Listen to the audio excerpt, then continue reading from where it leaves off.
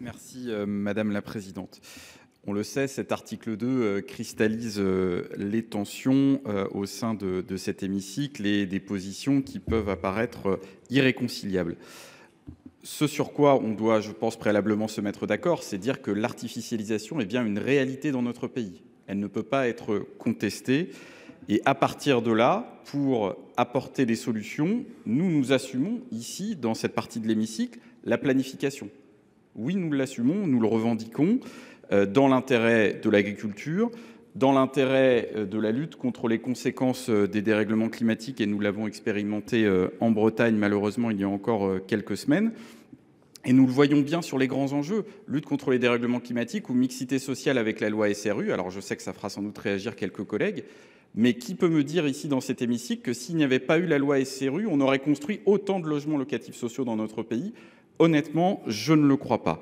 Et il est clair que quand on entend un ancien président de région, un ancien ministre nous dire qu'on pourrait ne pas appliquer la loi, eh bien évidemment, on n'aide pas les élus à se préparer et à s'engager. Donc nous revendiquons la nécessité de fixer un objectif intermédiaire qui, au passage, permet bien, comme c'est déjà écrit dans la loi, de la souplesse, de la différenciation, de la territorialisation. Nous l'avons mis en œuvre en Bretagne, avec d'ailleurs un très large consensus qui s'est dégagé et où, y compris de très nombreux élus de droite, nous disent « mais ne touchez plus aux règles, laissez-nous travailler ». Ça, c'est extrêmement important. Sur le calendrier, qu'il faille envisager une forme de souplesse. Nous sommes les uns et les autres d'accord et nous faisons des propositions en ce sens. Mais pour reprendre les propos du rapporteur de notre commission, c'est bien assouplir sans dénaturer. Assouplir sans dénaturer, c'est conserver un objectif intermédiaire, clair, net, précis, mais peut-être sur le calendrier, offrir un peu plus de latitude aux élus. Donc c'est tout le sens des amendements et de nos travaux sur cet article 2. Je vous remercie.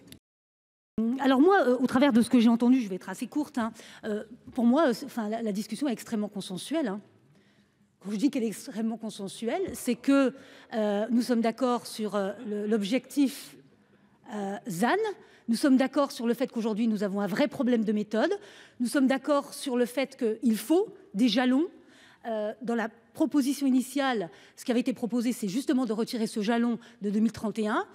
Vous allez le voir, vous l'avez lu, nous réintroduisons un jalon à 2034. 2034 qui est aujourd'hui une date consensuelle. Pourquoi? Parce que la période 2021-2024, comme vous le savez, nos élus n'avaient pas les outils pour pouvoir mettre en œuvre le ZAN. Donc, OK sur l'objectif à 2050, OK sur le jalon à réintroduire, OK sur le deuxième jalon, puisque dans la PPL initiale, nous proposons un deuxième jalon qui permettra de pouvoir fixer une trajectoire. Donc moi, je ne vois pas aujourd'hui où est le problème. La seule grande différence, c'est ce que vous avez, mon collègue Reichart exposé très clairement, c'est la volonté de redonner le pouvoir aux élus, de redonner la main aux élus. En fait, la question de tout ça, c'est quoi? C'est est-ce que nous voulons faire confiance aux élus ou pas?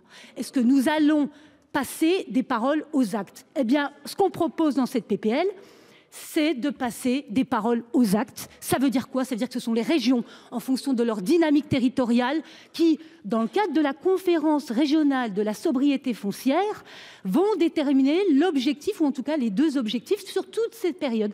C'est aussi simple que ça, et je ne vois pas de point de divergence. Les seuls arguments que j'ai entendus, ce sont des arguments politiciens, qui pour moi n'ont pas lieu ici, parce qu'ici c'est du pragmatisme qu'on veut défendre. Donc écoutons les élus, allons vers le 2050 et la sobriété foncière. Donc merci en tout cas pour tous ces éléments que vous avez apportés, qui nous disent que nous sommes sur la bonne voie.